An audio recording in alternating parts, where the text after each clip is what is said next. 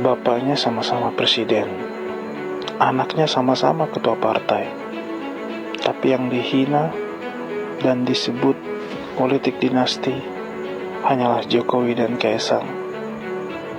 Wow, politik memang kejam.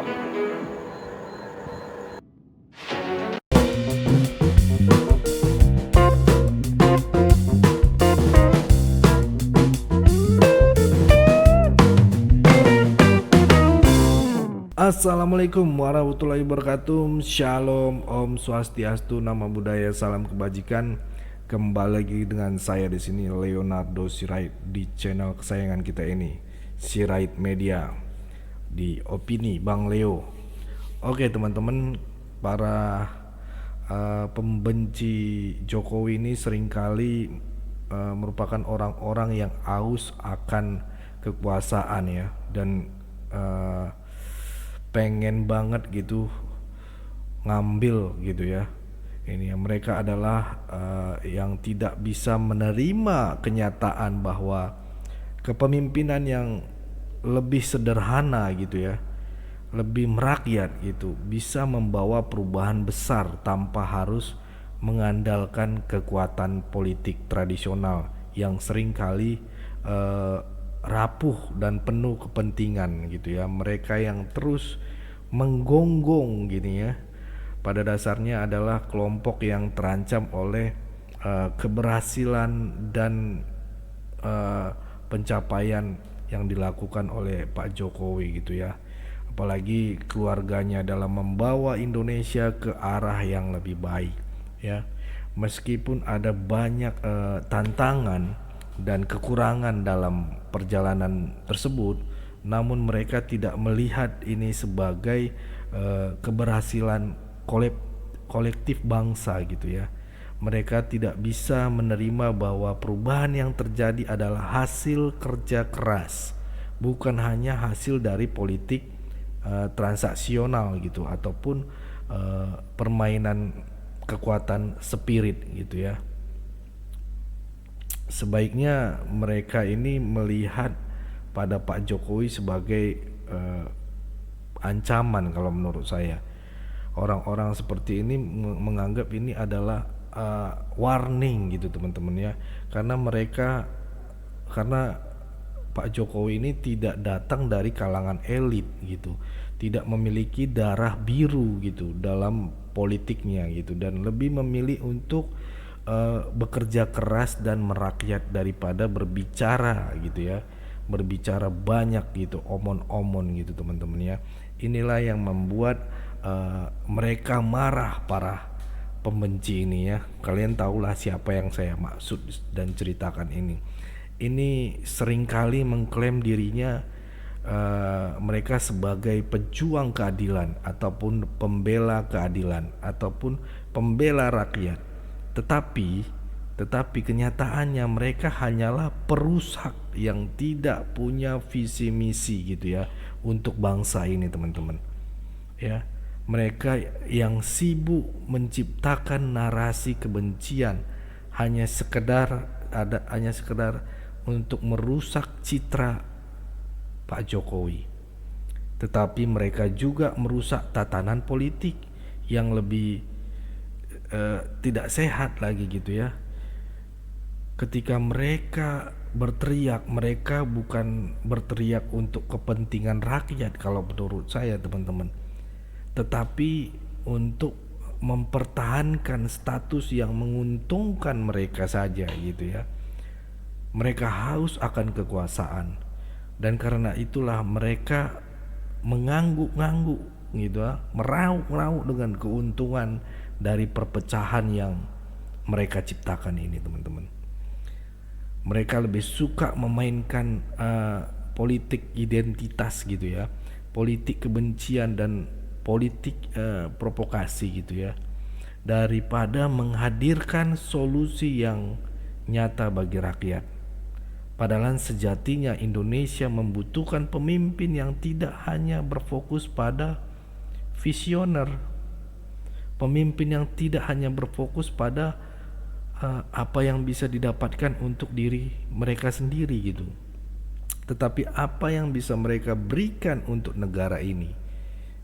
Kebencian mereka terhadap Jokowi bukan hanya soal pribadi, teman-teman, tetapi soal ketakutan mereka akan hilangnya kekuasaan yang telah mereka nikmati selama ini.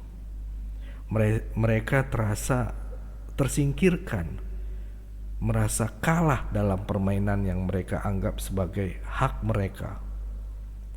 Maka itu mereka menyerang eksistensinya gitu ya, Pak Jokowi ya. Mereka terus mencibir gitu Pak Jokowi. Cara untuk mempertahankan mereka itu masih ada gitu ya. Meskipun dalam kancah secara politik itu merusak tatanan kepolitikan gitu. Ya, meskipun dengan cara yang dengan cara membabi buta lah gitu ya. Mereka yang haus akan kekuasaan ini bukan hanya merusak kekuasaan politik, tetapi juga merusak masa depan bangsa, teman-teman. Alih-alih berfokus pada pembangunan yang nyata gitu kan, dan mengatasi masalah yang dihadapin rakyat, mereka malah sibuk ya mencari celah untuk menghancurkan sosok yang telah memberikan segalanya untuk negara ini, yaitu Pak Jokowi. Dalam proses ini mereka bukan hanya mengabaikan kepentingan ya. Jadi ini berbahaya, teman-teman. Ini ya, kepentingan rakyat dilupakan gitu ya. Tetapi juga menurunkan kualitas demokrasi itu sendiri. Di sisi lain, Pak Jokowi dan keluarganya meski terus dihujat tetap bekerja gitu ya, dengan hati untuk Indonesia. Mereka memahami bahwa kekuasaan adalah amanah, bukan hak yang harus dipertahankan gitu ya. Bukan hak yang harus dimiliki untuk selamanya, karena ini hanya sebatas untuk melayani ya. Mereka tahu bahwa yang penting adalah hasil, bukan pencitraan ataupun popularitas semata gitu ya. Itulah sebabnya meskipun ada begitu banyak pembenci rakyat Indonesia yang berpikir jernih gitu ya, tetap melihat kinerja dan pengabdian Pak Jokowi untuk negeri ini. Sementara para pembenci Jokowi mungkin terus berteriak dan menggonggong ya, sebagai bangsa harus bertanya kepada diri sendiri, apakah kita ingin terus mendengarkan kebisingan ini, teman-teman? Ataukah kita siap untuk fokus pada apa yang benar-benar penting untuk masa depan kita, negara ini gitu, bangsa ini. Kita butuh lebih dari sekedar politik yang diwarnai kebencian dan permusuhan. Kadang kita enek gitu melihat hal seperti ini. Kita butuh pemimpin yang tahu bagaimana menghadapi tantangan, bukan yang hanya sibuk mencari celah untuk menyerang. Dan ingatlah, sejarah akan mencatat siapa yang benar-benar bekerja untuk rakyat dan siapa yang hanya berusaha mempertahankan kekuasaan demi kepentingan pribadi. Rakyat Indonesia sudah cukup cerdas, teman-teman, untuk membedakan antara yang bekerja nyata dan yang hanya bergantung pada retorika kosong. Pak Jokowi, presiden yang ketujuh kita, kini hidup dia di masa pensiun ya. Di saat ini kembali ke Solo dekat dengan keluarga, menikmati momen-momen sederhana yang mungkin dirindukan selama satu dekade ini. Sibuk dia memimpin negeri ini gitu ya. Tetapi anehnya sesosok beliau tetap jadi hantu bagi sebagian pihak. Bayangkan ya, bahkan saat beliau tak lagi berkuasa, segelintir orang masih sibuk untuk mencari celah untuk menghujat dia. Negarawan yang turun kelas jadi jurkam gitu ya. Ada aja omongannya. Begitu bunyi komentar mereka ya, komentar-komentar terbaru, apa yang sebenarnya yang ingin mereka sampaikan ya, kritik, hujatan, atau hanya kebisingan kosong yang menghinur ego sendiri. Menyaksikan terlebih dahulu Ya. Di balik istilah turun kelas ya, ada sesuatu yang memalukan, bukan untuk Pak Jokowi tetapi untuk para pengkritiknya. Ini saya bisa harus tegaskan teman-teman. Mereka yang berteriak paling lantang, seringkali ada orang yang dulu memuja beliau, bahkan berharap Pak Jokowi menjadi sekjen PBB, sekarang berbalik menyerang dengan nyinyiran penuh kebencian. Ironi ini terlalu nyata untuk diabaikan. Cobalah lihat lebih dalam teman-teman. Kritik semacam ini lebih mirip jeritan orang yang kecewa karena realita tak sesuai harapan daripada analisis objektif gitu ya. Mereka bilang Pak Jokowi turun kelas karena menerima tamu calon kepala daerah yang datang meminta saran, tapi bukan ini wajah asli demokrasi menurut saya teman-teman. Pemimpin yang tetap membuka pintu meski sudah tak lagi menjabat. Mereka menyebutnya itu adalah kampanye. Kampanye itu untuk siapa? Untuk semua. Logika ya, sungguh sulit teman-teman dicerna akal sehat. Pak Jokowi masih menerima untuk kandidat-kandidat yang layak menurut dia dan memberikan edukasi. Ironisnya banyak dari mereka yang terus menghujat justru menikmati hasil kerja keras Pak Jokowi. Ya. Contohnya MRT, LRT, jalan tol, transportasi, birokrasi. Semuanya itu mereka pakai dan mereka banggakan. Mereka bilang Indonesia sekarang keren. Tapi mengakui siapa yang pendiri di bawah peranan itu tidak berani gitu. Ketika disodorkan fakta, mereka lebih memilih lupa atau sibuk mencari alasan lain untuk menutupi kebenaran. Lebih menarik lagi teman-teman, serangan terhadap Pak Jokowi tak pernah berdiri sendiri. Selalu ada sasaran tambahan. Kalian merasa gak sih? Seperti Gibran, Kaisang, dan Bobi. Sekecil apapun yang dilakui keluarga ini akan jadi bahan untuk menyerang gitu ya. Bahkan saat ini dari pihak sekjen bertemu dengan mantannya Kaisang. Apa coba ya? Mantan gitu ya.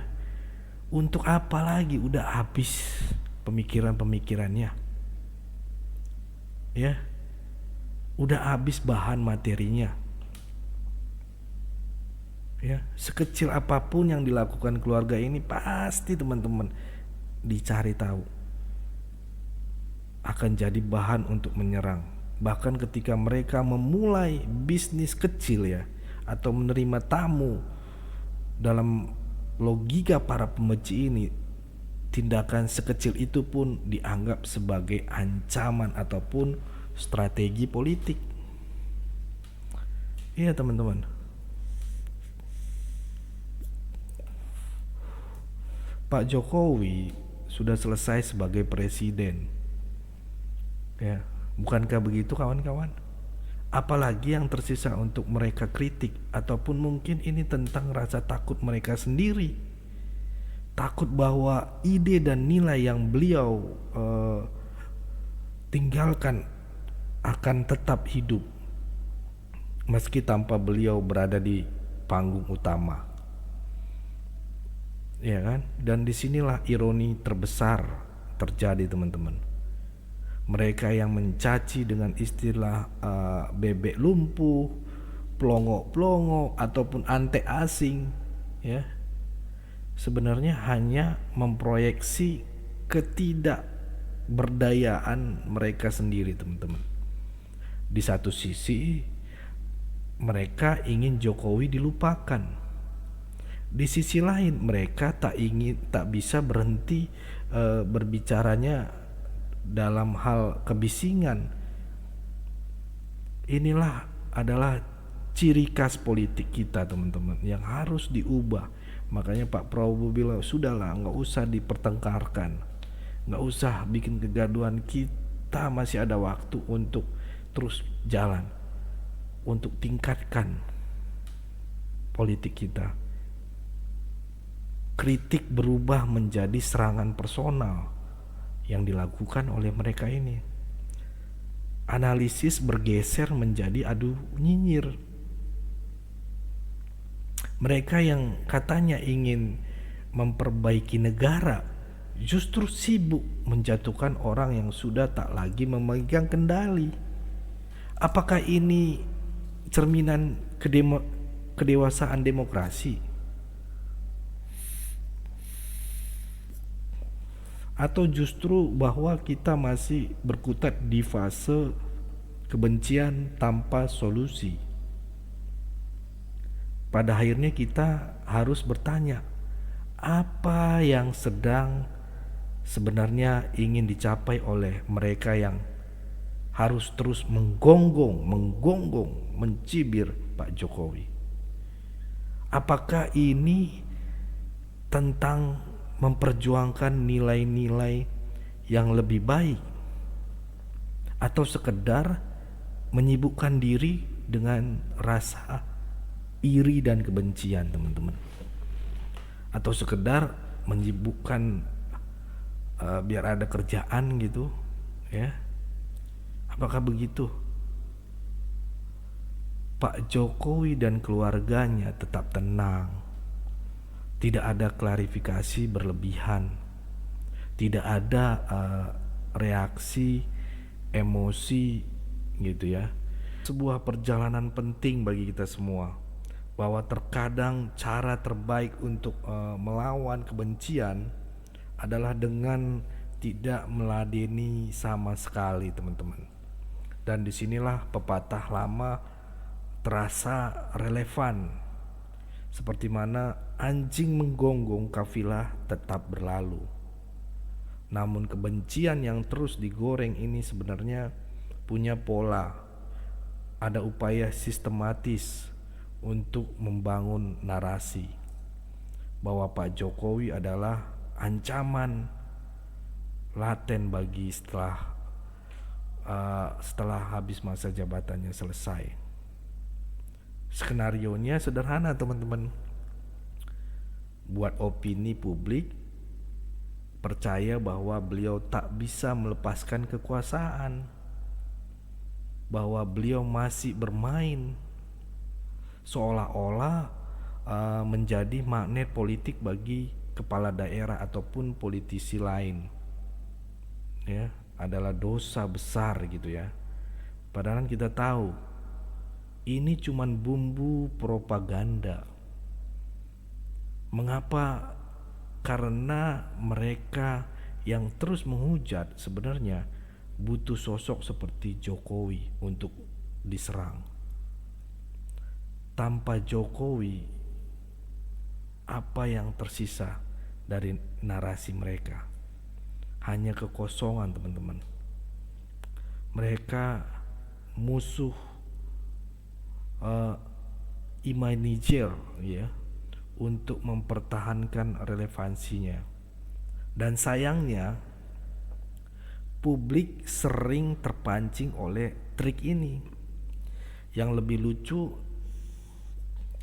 mereka yang menuduh Pak Jokowi bermain politik adalah orang-orang yang sebenarnya sedang bermain ini, teman-teman, kucing-kucingan. Itu kayak bermain kotor gitu. Kenapa saya bilang lihat aja siapa yang paling keras berteriak. Itu aja. Siapa yang sering menggonggong. Mereka adalah yang sibuk membangun oligarki baru, menciptakan isu-isu politik yang mengadu domba untuk masyarakat, rakyat Indonesia, atau melindungi kepentingan sekelompok tertentu sambil menuding orang lain sebagai dalang. Kritik mereka bukan soal demokrasi kalau menurut saya, tapi soal strategi menutupi agenda pribadi. Ada ironi besar di sini, teman-teman. Nanti kalian coba komen di bawah, ya. Mungkin itu, teman-teman, ya, yang bisa saya sampaikan di video kali ini. Kalian jangan lupa komen apa pandangan kalian, ya. Karena kritik berdasarkan kepentingan pribadi. Para pembenci Jokowi seringkali termotivasi oleh keinginan mempertahankan kekuasaan pribadi mereka, bukan untuk kepentingan rakyat. Ya. Narasi kebencian yang tidak produktif. Kritik terhadap Jokowi lebih sering berupa serangan pribadi dan kebencian yang menciptakan polarisasi dalam politik Indonesia. Takut kehilangan kekuasaan, kebencian terhadap Jokowi muncul dari ketakutan akan hilangnya kekuasaan lama dan struktur oligarki yang mendukung mereka. Makanya Jokowi tetap fokus pada kerja nyata. Meski dihujani kritik, Jokowi dan keluarganya tetap bekerja dengan dedikasi untuk membangun bangsa. Prestasi yang diabaikan. Banyak kritik tidak mengakui hasil kerja Jokowi seperti MRT, LRT, tol, transportasi, dan birokrasi. Meski mereka menikmati manfaatnya. Ya. Ini propaganda dan manipulasi emosi publik, teman-teman. Ya.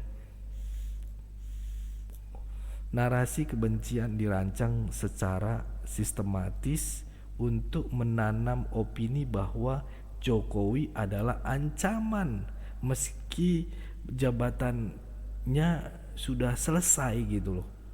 Udah pensiun, tetap aja dirongrong. Kritik tanpa alternatif. Para pengkritik tidak menawarkan solusi ataupun visi yang jelas, hanya sibuk menghancurkan orang yang telah dibangun. Jadi apa keberhasilan demokrasi dan kolaborasi?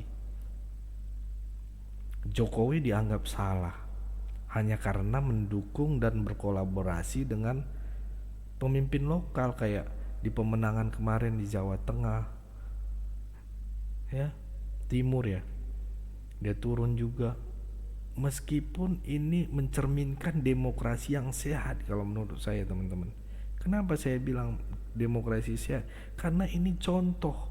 Jadi jangan buat anak-anak muda juga ya, saya kalau saya mau resign ataupun saya digantikan oleh rekan saya untuk jadi apa gitu di pemimpinan, ya kita kasih tahu, ini loh bos, ini loh pak, biar meningkatkan perusahaan kita. Sama yang dilakukan Pak Jokowi, dia memberitahu ini yang bagus, ini yang menurut saya ini punya prioritas bagus dan kuantitas yang bagus untuk jadi gubernur.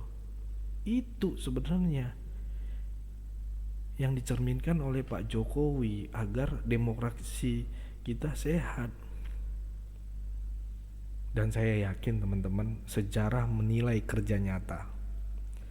Sejarah akan mencatat mereka yang bekerja untuk bangsa, bukan mereka yang sibuk dengan narasi kebencian, retorika kosong. Membangun bangsa dengan kerja nyata. Kebencian dan kebisingan tidak akan membawa perubahan, teman-teman. Karena yang membawa perubahan itu adalah kerja keras, keberanian, dan kolaborasi untuk memajukan bangsa. Itu ya teman-teman. Ya, kritik yang tidak kondusif gitu hanya melemahkan demokrasi dan bangsa. Penting untuk kita menilai kebijakan dan hasil kerja secara objektif, fokus pada masa depan dan menghentikan narasi kebencian. Mungkin itu yang bisa saya sampaikan teman-teman. Kalian silahkan berikan kolom komentar sudah saya buka. Welcome. Apakah teman-teman setuju dengan pandangan yang saya sampaikan? Itu saja. Yang baru tahu channel ini jangan lupa subscribe channel ini. Saya Leonardo Sirait mohon undur diri. Bye bye.